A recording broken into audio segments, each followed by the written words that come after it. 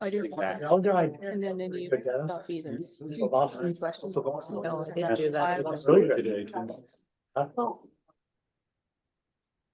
Good evening and welcome everybody to our council committee meeting of February 12th, 2026. I will ask our CAO Dan for the roll call, please. Thank you very much. So we will start with Chair Deputy Mayor Sanderson. Present. Mayor Blair. Mayor Blair. Present. Councilor Weatherby. Present. I see Councilor Richardson is virtual tonight. Present. Councilor Cooper. Present.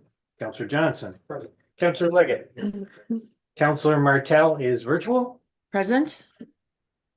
Councilor Patton sends her regrets. Councilor Benoit. Present. Councilor Fletcher. Present. Councilor Kennedy. Present. Madam Chair, you have quorum. Thank you, Dan. In peace and in friendship and in the spirit of truth and reconciliation, I acknowledge that Municipality of Colchester is in Mi'kmaq, the unceded and traditional lands of the Mi'kmaq. So you have an agenda before you. I would like to add a couple of items. 9B would be busing. And 15 is personnel. And we have our presenters online regarding our active transportation strategy. And if it's okay with council, can we move number 10 up to just before our action items?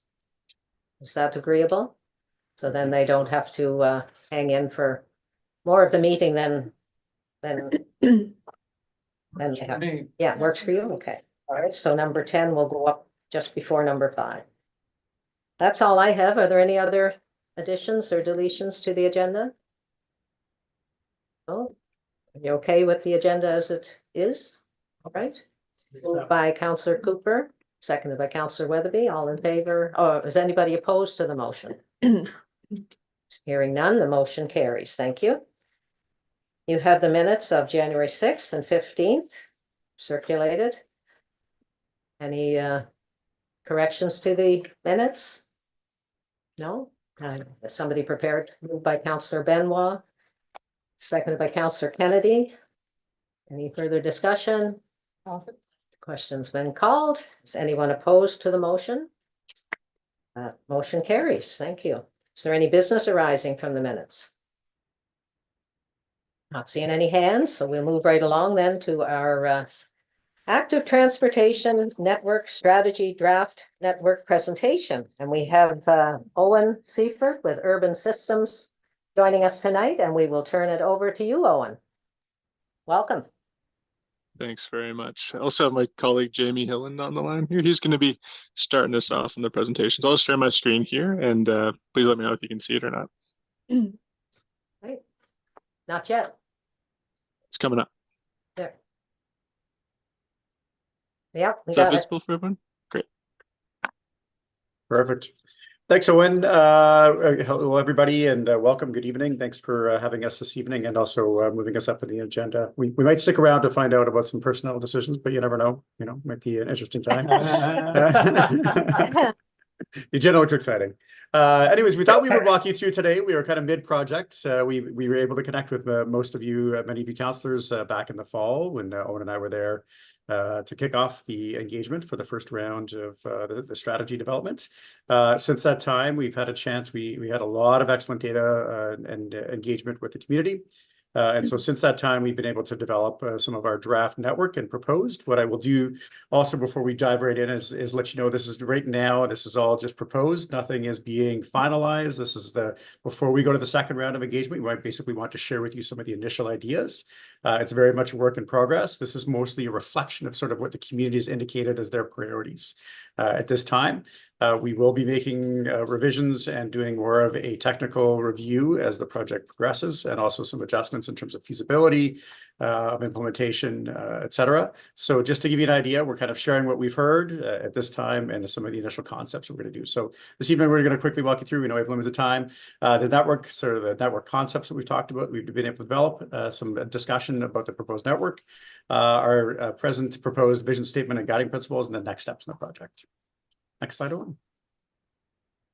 And so first we're going to talk you through the network. So the network basically identifies where future walking, rolling, and cycling facilities were proposed in Colchester and Bible Hill. It does support those connections between key destinations. That's a big thing. And neighboring communities, as well as increase access municipality-wide for folks, so that we're trying to make it so that more folks in the community have places to walk and bike that are within walking and biking distance of their homes and where they live and where they reside, where they shop, where they go to school, and where they go to work. Right now, that we focus largely on designated growth centers and rural service centers due to, as a reflection of density. We're trying to make sure that the facilities that are implemented in future years serve as many of the population as possible and not designated facilities where there's going to be less uptake and less folks that are going to be able to access them. Next slide, Owen.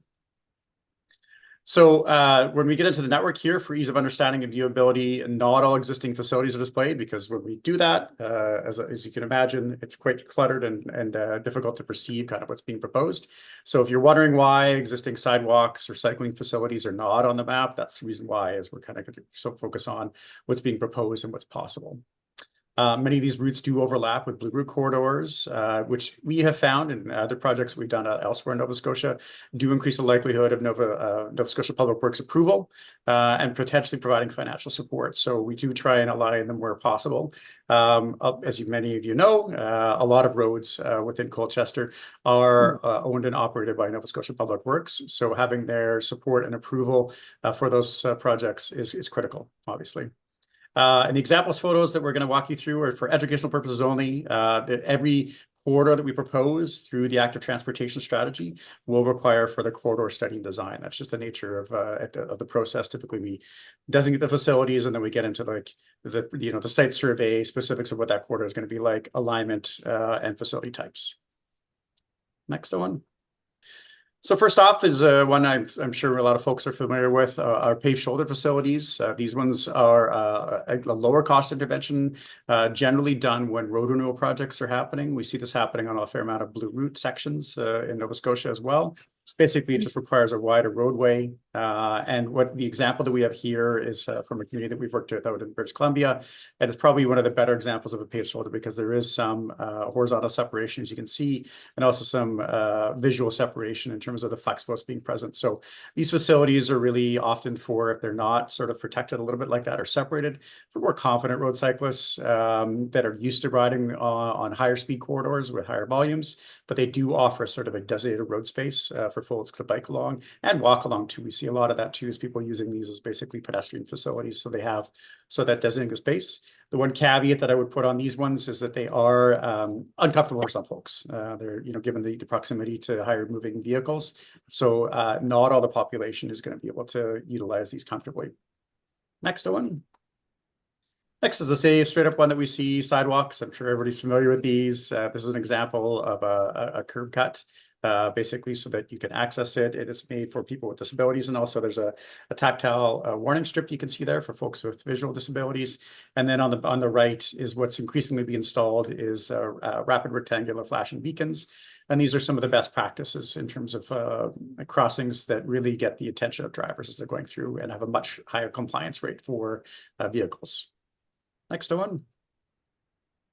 This one's a protected cycling lane. We see these. This is actually at a rural community here in Manitoba that we've worked with over the last couple of years. And so these ones are protected facilities, and basically they have sort of that a little bit of a vertical separation there. You can see these are precast curbs that basically are put up quite quickly. So these are sort of lower cost interventions, as you can see as well, with some visual deterrence there as well, and are kind of fast and easy using existing road space. You can also build additional road space and install these types of curbs as well. Next slide, Owen. Multi-use pathways, and you folks can imagine, where this one's from. So multi-use pathways are really quite popular in rural and small town communities, as we can see, because they do allow for that shared use amongst pedestrians and cyclists. So when these paths are installed where there is allowable property and allowable road space or separation from the road space, they provide a pedestrian and cycling facility in one. Are really quite comfortable. The only downside of these ones is if the volumes, if they become very popular and volumes become high, then you might need that separation. But for the most part, these serve very, very well for many, many communities. Next slide, Owen. And this one here is a simple one. This is a neighborhood bikeway. So it's just how it sounds. It's a street that uses the existing road without much interventions beyond signage and pavement markings you can see. Basically, and it does require sometimes there's levels of interventions you can do on bikeways. We design a fair amount of these. They require slower speeds and basically lower volumes is what you're trying to do. So make it comfortable for folks to interact with vehicles or share space with vehicles that are not moving at great speed and without a great number of volumes. These ones are, again, a lower cost intervention that we often see in smaller towns and rural communities because they can be implemented without significant capital costs. Next slide, Owen. Next one here, these are painted bike lanes. And so these were really on vogue, probably 10, 20 years ago. We still do see them from time to time. They basically are good at sort of designating a space for cyclists and or pedestrians from time to time when there's no adjoining sidewalk, as we see in the example here. The one downside, or one of the downsides of them, is that they do not offer any sort of protection. So vehicles can drive in these, and so that can often cause conflicts between vehicles and people that are vulnerable road users on their bikes. So something we are considering, though, is a tool in the toolbox. And then I believe, sorry, Owen, yeah, go ahead. Lastly is as local traffic calming, and this is actually one close to my house here. And you'll see Nova Scotia Public Works does allow, this is called horizontal traffic calming. So we can kind of pinch the road in, narrow the road a little bit, so that narrows your field of vision and makes you feel that you can't drive as fast. And that is permitted by Nova Scotia Public Works. So you will see a lot of that kind of occurring. And so it basically narrows down that roadway and does force vehicles to kind of slow down a little bit and calms down the traffic in terms of volumes and speeds. Next slide, Owen. Perfect. Sorry, I'm jumping in. One. Yeah. Great. Thanks, Jamie. So the approach we've taken to date to help organize the long-term active transportation is what we're calling the network concept.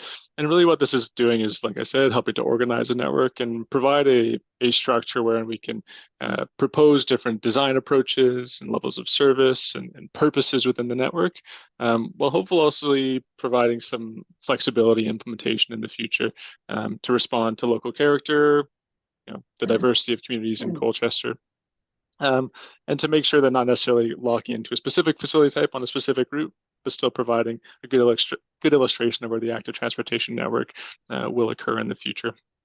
We have 4 network levels identified here. I'll quickly run through them. We'll also identify some of the proposed facility types that Jamie just talked about within each of the network levels. First of all is the core network, which we're really envisioning as the foundation of the long-term active transportation network. And this provides hopefully the most direct and safe connections to key destinations, but also between significant residential areas, likely focused in the growth centers, where we'll have likely the highest potential to increase active transportation use by encouraging safe and comfortable facilities like we've proposed so far in the facility types down below, like multi-use pathways, protected bike lanes, neighborhood bikeways, and sidewalks. The supporting network really hopes to build secondary connections to supplement the core network.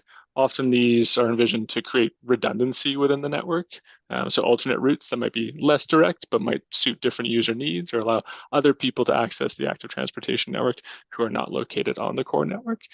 Similar facility types here, including multi-use pathways, sidewalks, and neighborhood bikeways, but also encouraging that local traffic calming as well to hopefully have safe speeds and vehicle volumes on these routes as well. The third network level is the rural network. So areas that are routes that are likely in the lower density areas of Colchester that might have limited growth potential, but still play an important role in this broader region-wide active transportation network. And that might coincide more frequently with some of the priority locations that have already been identified for facilities like the Blue Route and the Trans-Canada Trail. And that might provide those good opportunities that Jamie mentioned to collaborate with Public Works and other partner agencies. The potential facility types that we've proposed here are more rural in nature to reflect that character, likely more paved shoulders and potentially multi-use pathways as well. And the fourth of the network levels is the rural main streets network. So where we proposed this to date is likely in Colchester's rural nodes, the Great Villages, Bass Rivers, and others, where we'll see more clusters of local destinations and some residential density as well, to hopefully create opportunities for local active transportation in these areas. They might not have the same connectivity to the broader network, but hopefully by lowering vehicle speeds in these areas, the rural character can be preserved, but also we can increase the safety for active transportation users in these areas at the same time. In these areas, we're proposing paved shoulders and local traffic calming as the priority facility types. Recognizing that we're already going a little bit long on time here, we've included the maps here for discussion and questions. If there are any at the end of this presentation. We probably won't go into detail on every single one at this point, but these have been provided for council consideration. They're also included in the package, and that was, I believe, attached to the agenda as well. So we have a regional network proposed here, including all 4 network levels, along with more detailed maps where some of the more higher density areas of the network are included, like Jamie mentioned, around Bible Hill, in the Lower Truro Heights and Onslow area, including the proposed active transportation bridge or the in-progress active transportation bridge at the Fundy Discovery site, along with Brookfield and Hilden, and then also Debird as well. So we can flip back to these if there's time for questions at the end, and dive a little bit deeper if there's things that council wants to discuss at this point. But we're also hoping to receive any reflections, thoughts, amendments over the next few weeks to help shape exactly what this is going to look like when it's brought to the public sometime later in the year here. So I'll pass it back to Jamie to talk about the vision statement and guiding principles. You're on mute there, Jamie. Yep, I was diving right in there. Yeah, how many years have we been doing these? Yeah, you can move to the next one there, Owen. Thank you. So these are the draft vision statement that we've come up with. It's basically trying to reflect a lot of what we've heard through community and stakeholder engagement. So our transportation network supports safe and inclusive walking, rolling, and cycling, and it prioritizes connectivity and access to daily needs. Active transportation is an affordable, attractive option for everyone in Colchester and Bible Hill, and contributes to a livable and welcoming communities. So really a lot of what it's reflecting, sort of a lot of what we heard about inclusivity, or people with mobility issues, connecting to local institution and what we call trip generating facilities. Basically, it's a fancy term for just saying where people go, the businesses they want to access, the educational institutions. And also making sure we know that affordability is a lot of things. Not everyone can afford the price of a car these days. And so walking and biking, making that a viable transportation opportunity really helps improve some of those costs. We know that after mortgages and cost of housing, transportation can be one of the major costs after food and housing. So making efforts to make that as low cost or no cost as possible is something we've heard a lot about too. Next slide. And again, guiding principles are sort of reflective of that. A lot about inclusivity and making sure that folks with mobility issues do have the opportunity to kind of travel around their neighborhoods. Safety is something that we heard a lot about with vehicle speeds and volumes, and making sure that folks have the opportunity to be separated from that. Those connections, connecting to Truro and to other growth centers, and also density nodes and accessing facilities. That was a big thing. And making sure that it's balanced so that everybody can kind of have an opportunity, or as many people as possible have an opportunity to access the network going forward. Next steps. Those are where we're at. So later in March, we'll be going to conduct our second round of public and interest-holder engagement. We've got some dates there that we're looking at. We will refine and adjust the proposed network based upon that community and interest-holder feedback. So a lot of that information will be critical to shaping how the plan works out. Developing an implementation strategy. So that's what's happening when. Also, sorry, in our project prioritization matrix, so it's sort of hand in hand. And then also looking at the funding strategies, like how can we help you folks understand what costs are associated with this, and what funding could potentially be provided, both internal and external, as much as possible. And I think that's it. I know we were a little over time there, so apologies, but we spoke as fast as we can, and hopefully that was helpful for everyone. No worries. Thank you, Jamie, and thank you, Owen. It's an exciting project for sure. Are there any questions for Jamie or Owen from any of our council members? You want to put your mic down there? Sorry. I'm wondering about how connected you are with your trails. For example, the Cobequid Trail, Bible Hill, will it be connected to the Cobequid Trail?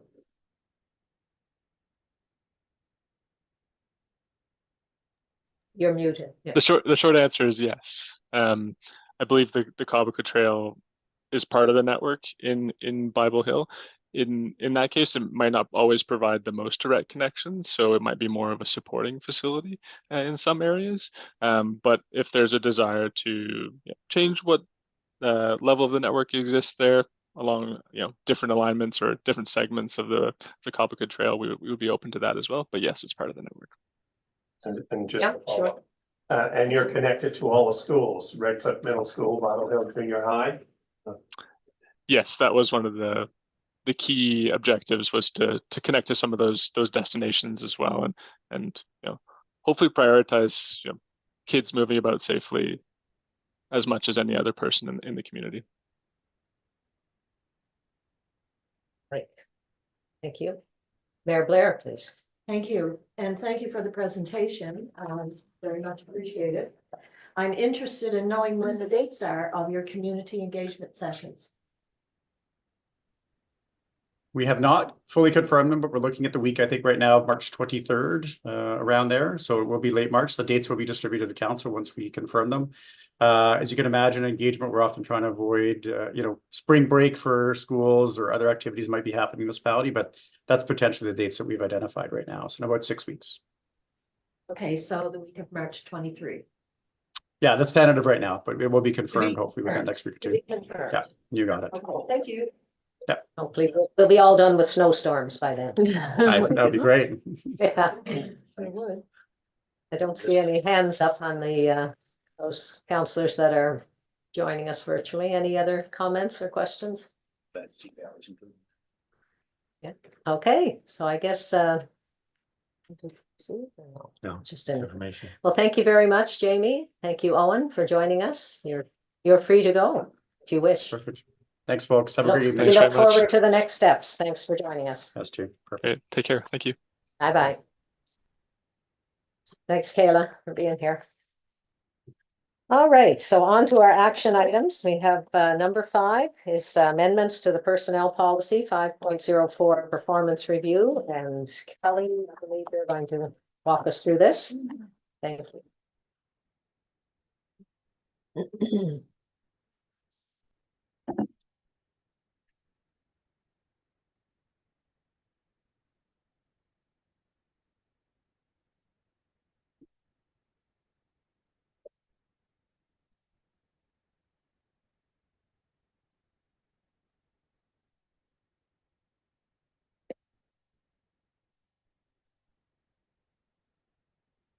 Performance review policy, last updated in 2014, requires updating to reflect current operational processes, up-to-date human resources best practices, and the recent change from paper-based to online-based performance reviews.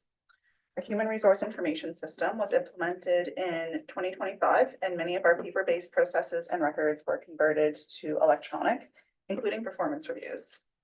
Management did receive training on the new system this past summer. It has been in use ever since. Implementation was smooth and feedback has been positive. The current policy does not outline the process for certain human resource best practices around performance management, such as coaching and performance improvement plans, leaving the process for managing performance issues as vague, inconsistent, and unstructured. Some of the key proposed changes to this policy are: specific timing around the probationary performance review for new hires is clarified. A process and expectations for performance coaching is added, creating expectations for management around managing performance in between the annual reviews. A process and expectations for developing and carrying out a performance improvement plan is added, creating a plan for when performance concerns escalate. Term and student employees are accounted for instead of only full and part-time employees being mentioned. Wording changes to capture the process now being electronic and not paper-based. And the policy currently indicates management should meet with each employee on performance twice, once at the beginning of the year for goal setting and once at the end of the year for performance evaluation. This is impractical and not occurring in practice because goal setting and performance are being discussed in the same annual meeting. Proposed changes to just one formal meeting annually, which is what managers are currently doing, rather than 2 formal meetings close together. Thank you. All right. Anybody, I'm gonna turn my mic on. Is anybody prepared on the floor? Mayor Blair? I will move that, what's the second now? That council committee recommends to council that the updated performance review personnel policy be approved as presented. Thank you. We have a seconder, seconded by Councillor Benoit. Any further discussion? Mayor Blair, did you want to speak to it? I was looking through the policy, yes, thank you, Deputy, and through you to Kelly. Mhm. I was looking through the policy and reading it, but I must have missed it somewhere. Do you have exit interviews for employees? Yes, we do. Yes. That is a separate personnel policy. That's why I couldn't find it. Councillor Kennedy? Thank you, Kelly, your work. I was really concerned when I read it through about the directors and the supervisors. They seem to have to go back and back and back all the time for coaching and for support and whatever. So if you look on page 1, that number 4 under policy, performance reviews may also occur as frequently as required. Could we not put a time limit in there? Because it sounds to me like if you have a poor performer, they can go on and on and on. Is that right? If there was a major performance concern, the process would be for the manager to involve myself, and we would look at implementing a performance improvement plan in that type of case. But they would have to coach the person 2 or 3 times. They would have to meet with them 2 or 3 times. That's a lot of work for the supervisors and directors when somebody is not performing. So they should be given a time limit, and if they don't meet their goals on the time limit, then there should be a consequence. Then meet with you, bang, it's done. There is a time limit on a performance improvement plan once they enter it, so it would be 3 months, 6 months, whatever we deem to be appropriate. However, before entering into that performance improvement plan, it would be based on the manager's discretion and improvements of the employee. Did I miss it? That I didn't see anything time limit for, I've seen it for the workers, but I didn't see for the directors and supervisors. Did I miss it when I read it through? A time. A for- time, a reasonable time for your performance to improve. We've left that open intentionally because it can vary so much from case to case, employee to Really? employee. But I would rely on the managers to involve me in the situation for guidance so that it was not a situation that dragged on and on. There was a performance concern, so that we could manage that promptly. Okay, as it reads, it could drag on and on. Just my opinion. reading it. Thank you, Thank you. Councillor Kennedy. Any further questions, comments? Are you ready for the vote? Questions? So the way we're gonna handle this is that we'll do our clicker vote, and then before we close that, we'll ask our 2 that are virtual for their vote as well, okay? So, okay, Tracy, if you put the motion on the screen.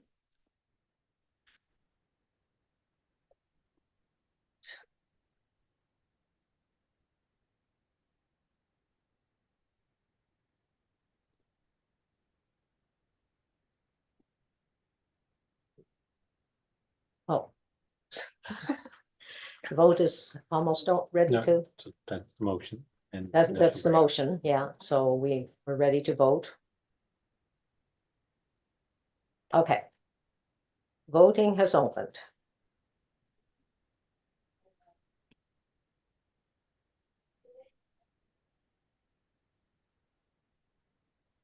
Right, and Councillor Martell and Councillor Richardson, are you in favor of the motion? Yes. Yes. Okay. Thank you. The vote is closed. And we have 8-1, the voting, the motion has carried. 10. Pardon? 10-1. Oh, sorry, 10-1 with the 2 that are virtual. Yeah, 10-1. Thank you. Thank you, Kelly. And you're on for the next item, which is the amendments to the Personnel Policy 3.01 Salary Administration Policy Amendments.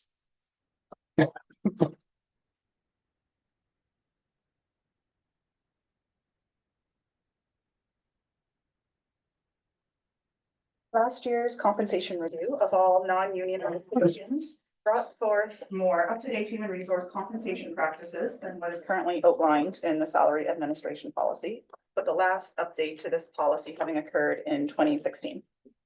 The proposed changes bring the current policy up to speed with latest HR best practices and more accurately reflects what is happening in operational practice. Historically, we have relied on external market reviews to supply salary data for compensation reviews. During the most recent compensation review, external market data was combined with an internal review of each job description and its relative standing within the department and the municipality as a whole. This internal review and scoring is the process of job evaluation. The dual process ensured both external and internal equity and is the review process going forward. Some key proposed changes to the salary administration policy. More specific guidelines around job descriptions. Job evaluation categories are expanded to better encompass all facets of a job. Clarification that job evaluations pertain to the job itself and not the employee. Identifies human resources as the lead and subject matter expert for the job evaluation and compensation review process. Changes the compensation review schedule from every 2 years to every 4 years, with consideration for the capacity and resources required to conduct this year-long process. Reviews of individual jobs will continue to be done as needed when there is data to support the need for the review. When conducting external job comparisons, job descriptions and not job titles will be used to identify comparators. Clarifies how new hire starting salary steps are determined and allows for candidates with varying types of backgrounds and qualifications. This is reflective of current practice. And clarification around the process for position title changes. Thank you. All right, thank you for that overview. Is anybody prepared to motion on the floor? Councillor Benoit. Thank you, Deputy. I'll make a motion that council committee recommends to council that the updated salary administration personnel policy be approved as presented. Seconded by Councillor Kennedy. Further discussion on the motion. Councillor Cooper.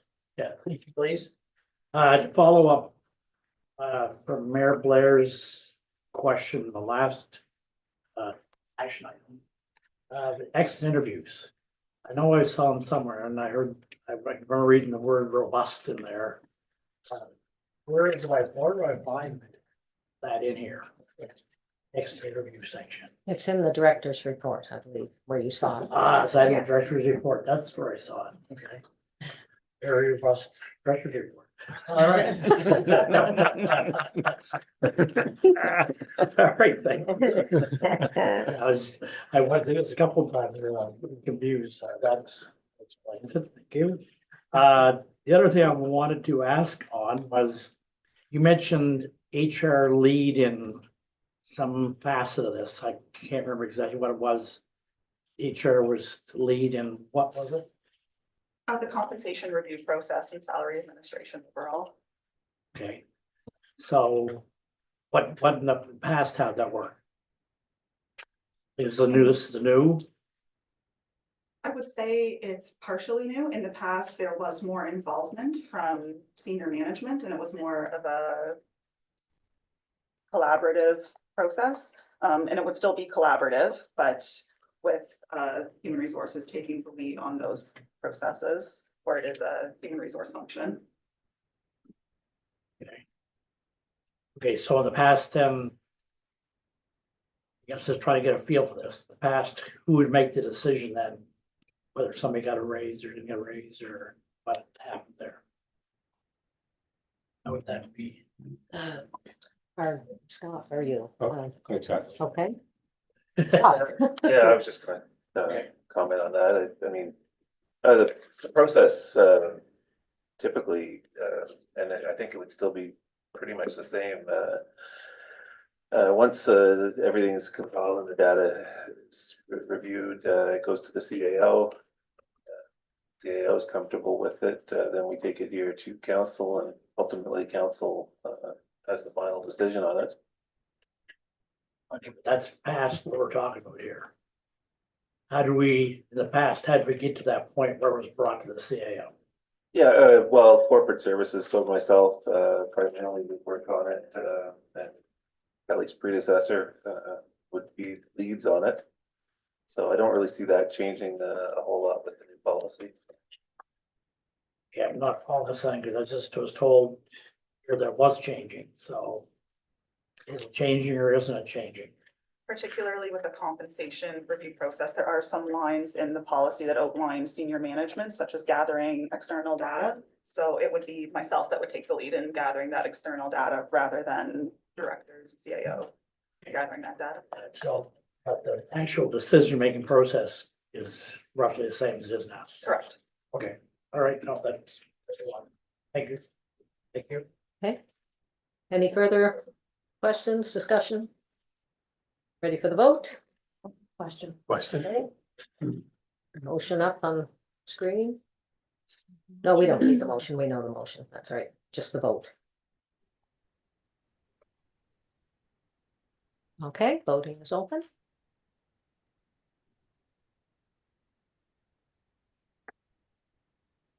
Okay, and Councillors Martell and Richardson, how do you vote? I vote in favor of the motion. You want the motion again? No, she said you want in favor. Oh, in favor, sorry. Okay, you're in favor? favor. Thank you. Okay, the voting is closed. And we have 11 unanimous. Thank you, everyone. Thank you, Kelly. On to item 7, community event grant request, coldest night of the year, and Craig, I believe you're going to take this one. Good evening, Council, Madam Chair. In front of you, you have an action item for a community event grant from the Truro Housing Outreach Society. They're looking through this community event grant. They had applied for $5,000 for looking for an event that they're holding on February 28th. Coldest Night of the Year campaign is the largest fundraiser and benefits vulnerable members of the community. The funds raised you to assist these services to provide to for their clients. In 24-25, council was approached and they received $2,000 from the county. In January 29, 2026, council made authority to grant February council committee to award community event because of the event is on February 28th. We've looked at this event and we feel there's with 150 participants and attendees in the Fundy region. We did receive the application on the 30th of January, the complete application, which is attached. There is a variety of options to support them in 5,000, partial funding or to deny. The staff request would be to support in the amount of $2,000 in same as it was for 24, 25. So I'll leave it up for discussion for council. All right, is anyone prepared to put a motion on the floor? Councillor Weatherby, would you turn your microphone on, please? Thank you. Thank you, Madam Chair. I'm prepared to move that council committee approves a grant in the amount of $2,000 for the Truro Housing Outreach Society's Coldest Night of the Year event. Thank you. We have a seconder, Councillor Kennedy. Thank you. Is there any further discussion, questions? Councillor Weatherby, did you want to speak to that a little bit or no? Okay, Councillor Cooper, please. Thank you, through to Craig. Yes. It's just one in the application, Craig. In H, section H, talks about, wise annual fundraiser. And later on that part says the grant will be used to partially offset the portion of proceeds absorbed by the Nationals CNOY organizing charity Lucy. So the funds aren't staying here or this organizing charity. How much do they get? I can certainly go through you to the counselor. I can certainly ask that question and we can put stipulation on that grant if we wanted to put that in a letter that our funds would like to stay in this community to. That's what I'm going for. We can. I'm not really big on these huge organizing things to take massive amounts of, the funding to keep themselves going, sort of thing, so. If we could make that amendment to that motion, funds wouldn't go to that, they all stay here. Willing to support it. How does the mover feel about that, stipulating that any funds that they receive from Colchester County stay in Colchester County? I think that's the sound. What? Okay. And the seconder's okay with that, all right? Okay, thank you. Any further, Councillor Kennedy? A question, Craig. I see 400,000 or plus, 460, I guess, salary increase benefit over 1 year. Do they hire more people or is that just salary increases?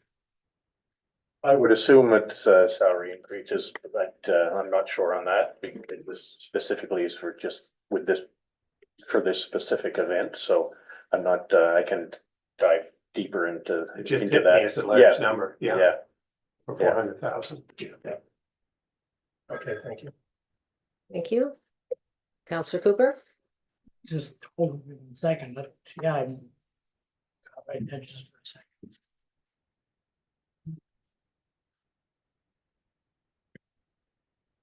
So. Have we did it right? So if that's the case. It's one of them 45%. Yeah. The year before that salary increases.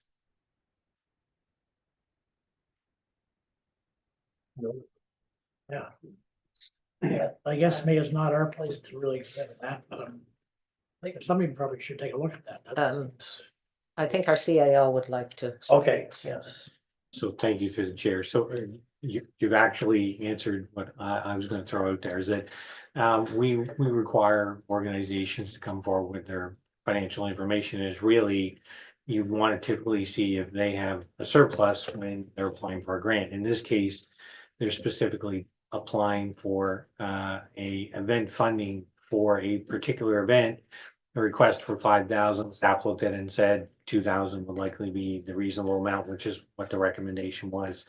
A lot of these other items, we'd have to do a real deep dive in to get into some of those pieces as to why they were. And certainly if council's wish was in any future requests for us to take a deeper dive, we could look. But for a typical event for this, we just typically are really looking to see, are they sitting on a pile of cash somewhere that the grant would or wouldn't be needed to kind of support them, so. We do have much money, but not as worried about that. It's just one of those things that I'm a taxpayer, even though it's not directly associated with us, I'm thinking. God, they gave their people 45% raise and I'm barely making ends meet. They want us to give them some money to, so it's just a bad optic. Anyway, I'm not gonna pursue that here, so thank you. All right, thank you. Anything further? Ready for the vote? Okay.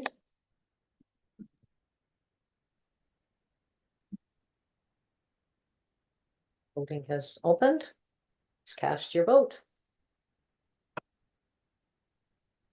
Councilors Martell and Richardson, how do you vote? Yes. Yes. Both in favor. Thank you. Voting is closed.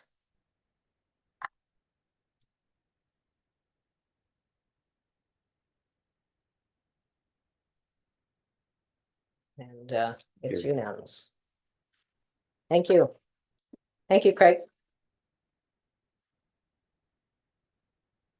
Right. Our next item 8 is council correspondence policy. And that's Devin's going to take this one. Devin. Thank you, Deputy Mayor. Good evening, everyone. As you'll recall, on the council committee meeting held on January 15th, there was staff was directed to draft a council communication policy. And during that time, there was discussion and expression of some concerns, including inconsistencies in distribution of correspondence to council, questions regarding what types of correspondence should be distributed and its timing. A news release made public before council was informed that concern was expressed, as well as correspondence written on behalf of council in response to council directives or motions. The request that those be shared when those or when that correspondence is sent. So taking into consideration the concerns that were expressed, staff firstly kind of considered the naming of the type of policy that would address the concerns, and felt that a council correspondence policy would be a bit more fitting. This where the term communication could involve a whole ream of different things, such as how council members communicate with each other, could involve social media, could involve how council communicates with the public, and all of these different things. And I don't think those were the types of things that were, or concerns that were being expressed. So I tried to keep the focus tight towards the and focused on what the concerns were raised. Hence the changing of the name that was proposed. Staff determined actually that a lot of the procedures or concerns that were expressed, a lot of procedures included in this policy are actually practices that staff do practice or are in practice within the municipality. But the policy itself just kind of fine tunes and articulates it a bit better and clarifies some of how how it's addressed. We also reviewed the draft policy with our municipal solicitor as well, just to iron out any details that may have been missed.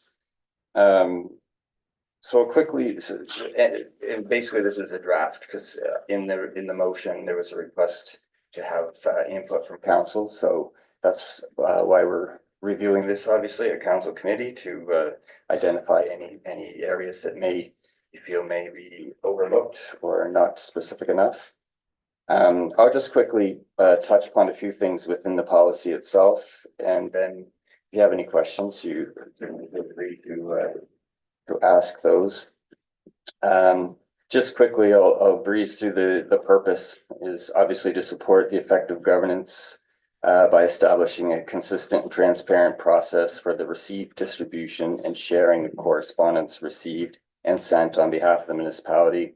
So the policy is intended to ensure that members of council are provided with relevant information in a timely manner and also respecting administrative roles, confidentiality requirements, and applicable privacy and legal obligations. You'll see further on in the general distribution and throughout the policy, we're really trying to balance efficiency. So, not necessarily bogging down council meetings with perhaps more correspondence that may be important to council to be aware of, but maybe not critical to discussions at the council table. So you'll see some opportunities for exchange of electronic correspondence when deemed appropriate. You also see opportunities where if something's time sensitive, that those items could also be circulated electronically, as opposed to perhaps being included in the package, which is outlined in the general distribution. And also there's just in some relevance, some reference to the accuracy of the information that's also being circulated. So just where staff or CAO in particular would have an opportunity to take time to clarify information or review things perhaps with the solicitor, if need be, if there's occasions where that was appropriate.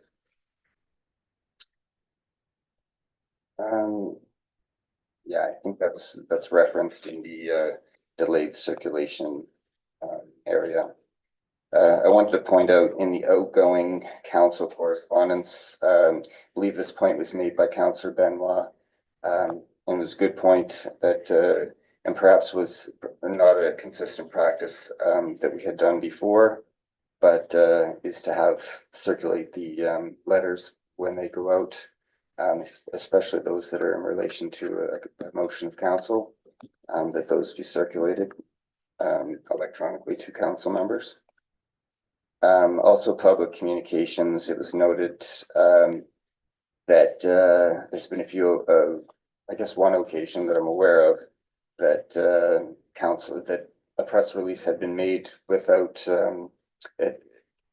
In the instance that I'm aware of, there was a technical issue that the email was sitting in the outbox of myself, admittedly, and did not realize that the release had not gone to council prior to being released.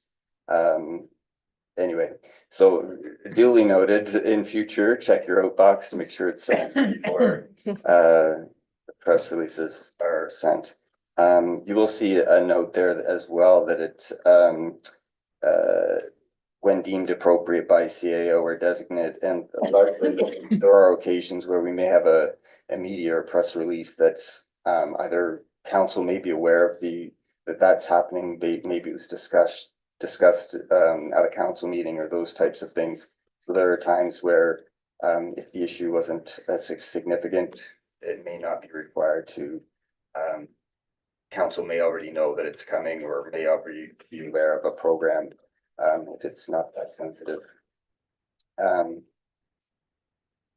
You will note in section 8, just reference to governance related correspondence and operational correspondence, and that's simply acknowledging that some correspondence is related to the function of a particular department. Could be a request about a pickleball event or something of that nature that would be operational as opposed to governance. So that's really just kind of specifying the difference between the two. And also noting that council members who receive correspondence from the public, for example, that, you could defer to, it could be operational in nature and that could be referred to as staff and as opposed to being brought to the council level. And just most important, just in the closing in section 9, is it's kind of a general blanket statement for council, just to refer back to your opportunity within council proceedings and committees policy. So if you feel at any point in time a correspondence perhaps was missed or should be brought to council, the council proceedings and committees policy offers an opportunity to for you to bring that forward to council for consideration. I won't go through it in too much more detail. You've had an opportunity to take a look at it, hopefully, but certainly if you have any questions, myself, our CAO or solicitor between the three of us should be able to answer your questions. Thank you, Devin, and thanks for bringing this back to council in such a timely fashion. Is anybody prepared to put a motion on the floor? I see Councillor Martel's hand is up. Over to you. I would be prepared to put a motion forward that council committee recommends to council that council correspondence policy be approved as presented, and I would like to speak to it. Certainly. Do we have a seconder? Seconded by Councillor Benoit. Councillor Martel, please. Yes, through the chair to Devin and staff, I just really want to say thank you and that I appreciate your time and effort that went into preparing this concise document that I hope will alleviate some of the concerns that I know I've felt as a councillor and others around the table have expressed as well. So thank you very much for your work on this. Thank you. Councillor Cooper? Thank you. I got a couple of questions. I'm not sure who the first one goes to. But in the past, councillor for District 10, promised more than one occasion that things that happened in their district or she had been made aware of and things like that. Does this cover that? I think it was covered somehow before, because I don't hear anybody talking about it again. But just, if this would be in this policy or. CAO, please. Sure. So through the chair, so I think a couple of pieces to it. One of the big pieces is that any correspondence, as I say, is going to go to a minister or out as a result of council, and particularly if it's specific to to a district, then we would make sure that a copy, because we weren't always, we would say we're gonna write the letter would go out and it wouldn't always go. So that's one item just to create consistency. The second part to that though, and what you touched on, what we were trying to do is make sure through at least email correspondence, if we were aware of certain things going on or whatnot, to make sure that there was a heads up being given up for folks. So whether we knew there was a meeting or whatever. And while that's still a little bit more ad hoc, what we are trying to do is, if somebody gives us information, and while it's operational through this, we're saying that, well, typically operational, we would just make sure that staff is getting the information that they need to do. But we're also conscious that if it's specific to an area, we're going to be giving the counselor a heads up on that. The second one was, I'd like to see just a slight change on number 6, the outgoing council correspondence. I agree with what it says, but I'd like to have added at the end a statement, unless other direction is given, to cover the fact that sometimes we'll be discussing an item, we talk about what should be in it, be various opinions, everything, and we kind of come up with, we think is the general consensus, but before it goes out, past, there's been the odd time, like to see it again before it heads out the window sort of thing. So I'd request that be added unless other direction is given. I like the way it's stated, but just I'd add that to it. Unless other direction is given. CAO, please. Sure, just if I could for greater clarity. So this speaks to the document is signed off and ready to go. So there's no more changes. You're saying unless there's some specific direction that. So, yeah, I don't know if you've been there for any of those or not. Had some pretty robust discussion on the table about what should be in a letter or whatever. And at that point in time was kind of went to everybody before it was sent out.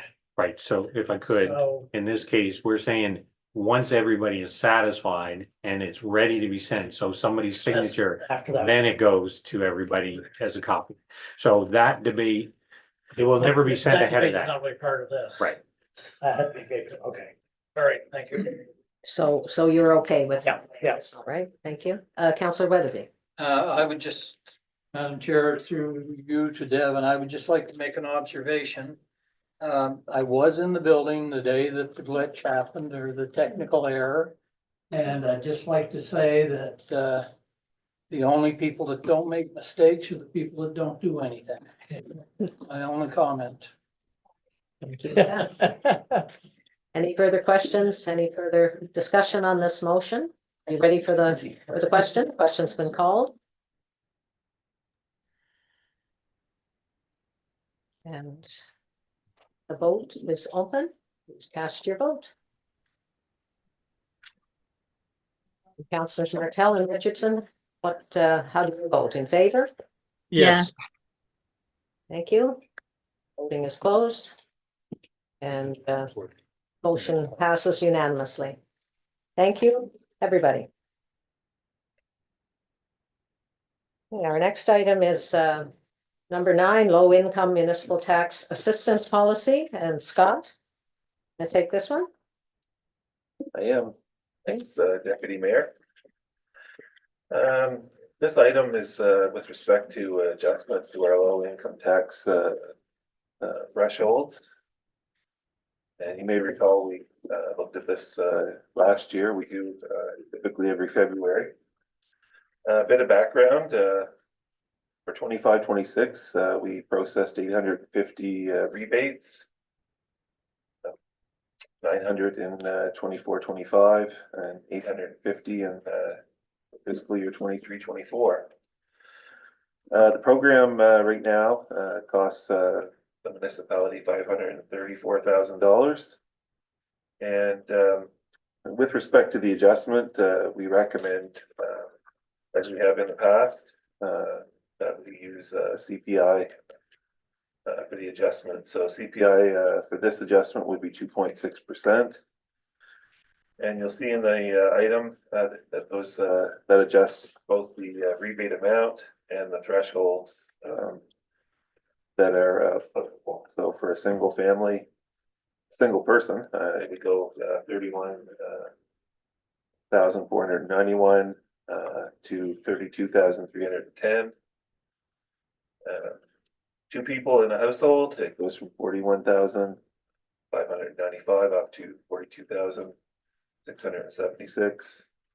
And then three or more, threshold is 49,915. That goes up to 51,213.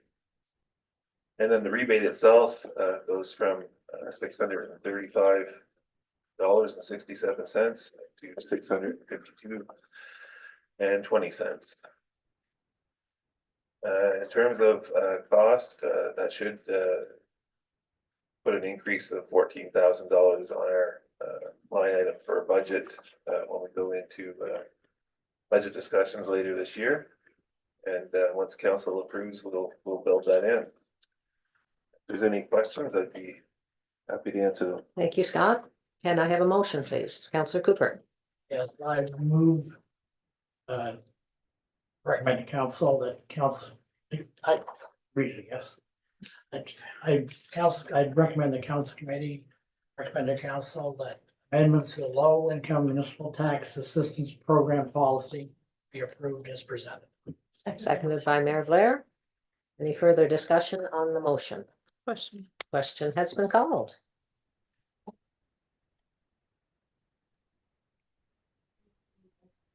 Voting is opened. Please vote.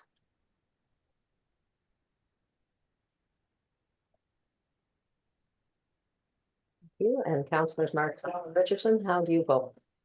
Yes. Yes. Thank you. Voting is closed. And it's a unanimous vote. Thank you, everybody. Thank you, Scott.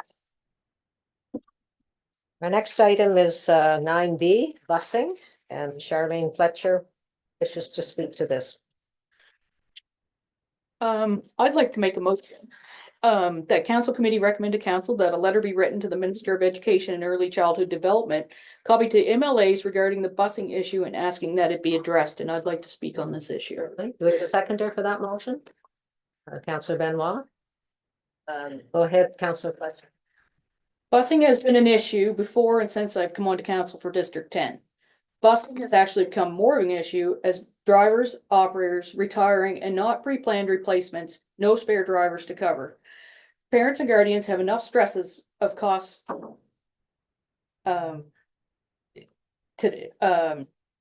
with inflation, let alone trying to deliver students to schools and pickups at the end of the day. I've noticed posts on social media saying call your MLA, councillor, and mayor. This isn't our first letter, if approved, to send to the Minister of Education and Early Childhood Development. There has been no improvement, and maybe that should be mentioned in the letter.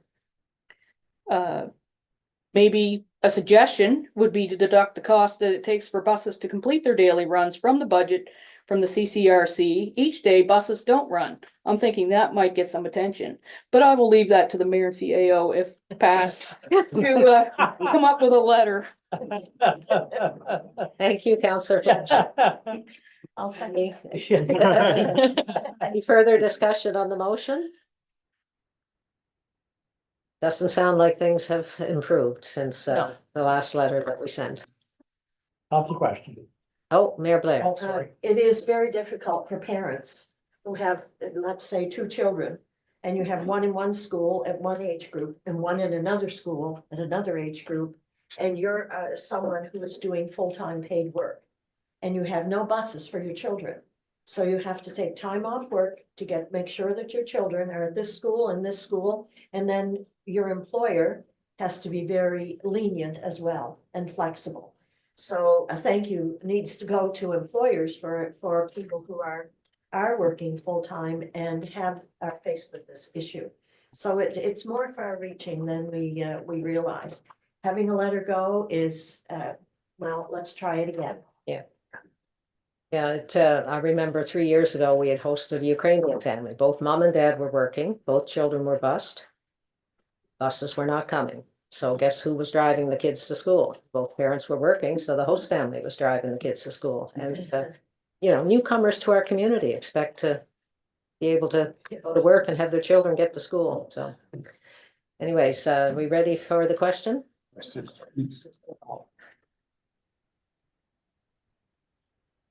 Vote is open. Please vote now.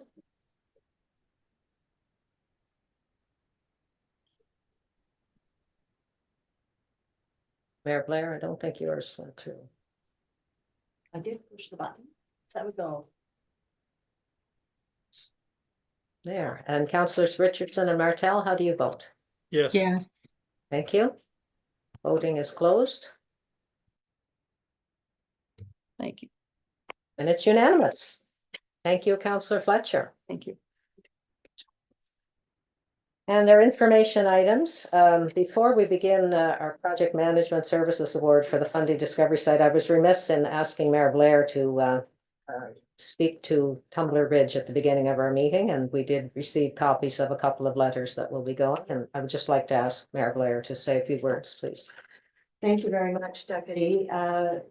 To see another community faced with the same thing that we have been faced with in Colchester, Cumberland, and East Hants 6 years ago is very disheartening. It's another tragic event.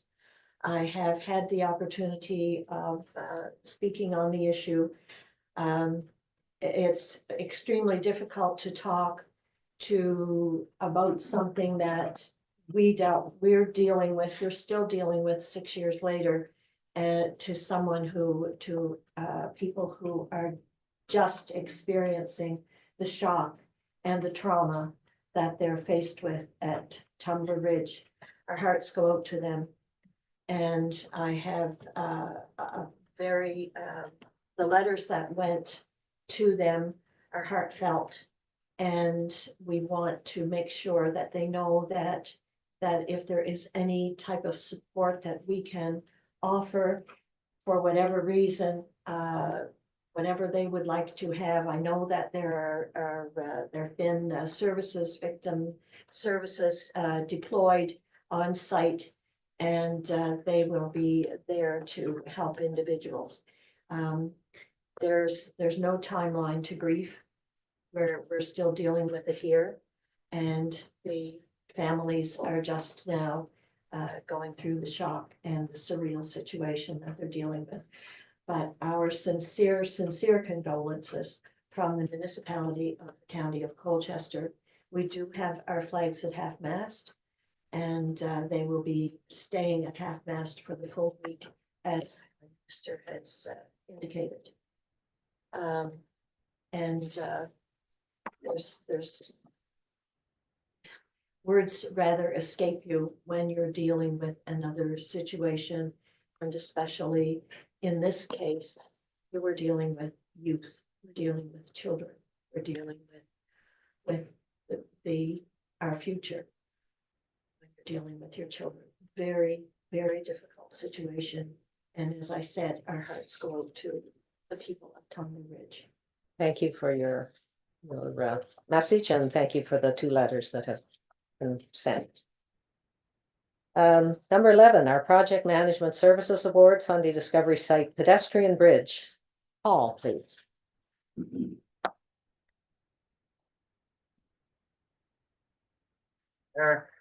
This is an information item. Typically when we procure a service that's under budget, we're in a position to award it. That's what we did in this case.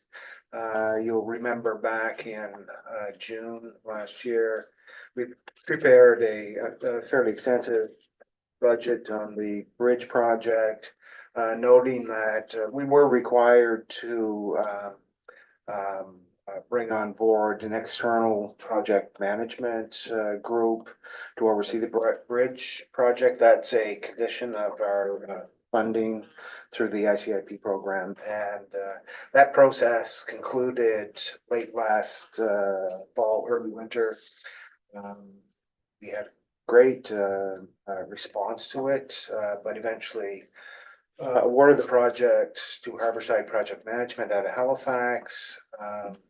They are in the bridge business and have been, and also have developed a project management arm and who've been helping us with our solar PV projects. And our experience with them to date has been exceptional, and decided, given the small difference in price,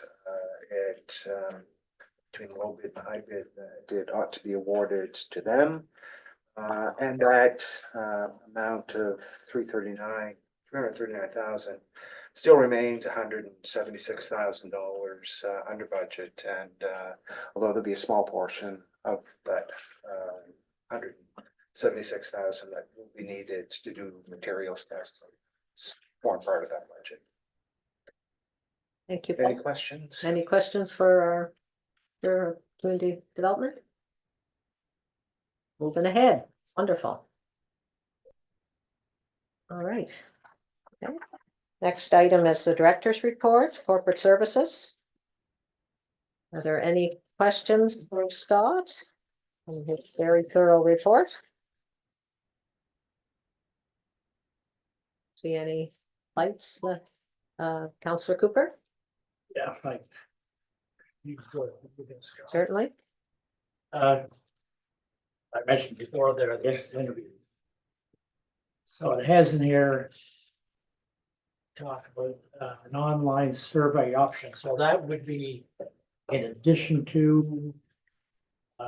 Face to face, or is that? Opposed to? Scott, please. Yeah, I think it's just to provide options for people. Some people aren't always comfortable with face to face or would prefer not to do that. So it's just to provide more options for feedback, which is really what we want in the next interview. Could they do both? Could, yeah. Yeah. Say repeat, could. Feel comfortable doing one part of that. I don't know. So both will be offered to them, I think. Yeah. Okay, all right, thank You, anything further? Well, thank you, Scott, for a great report. That ends our information items, and I would look for a motion to go in camera. Moved by Councillor Kennedy, seconded by Councillor Benoit. They're now moving in camera, but they'll take a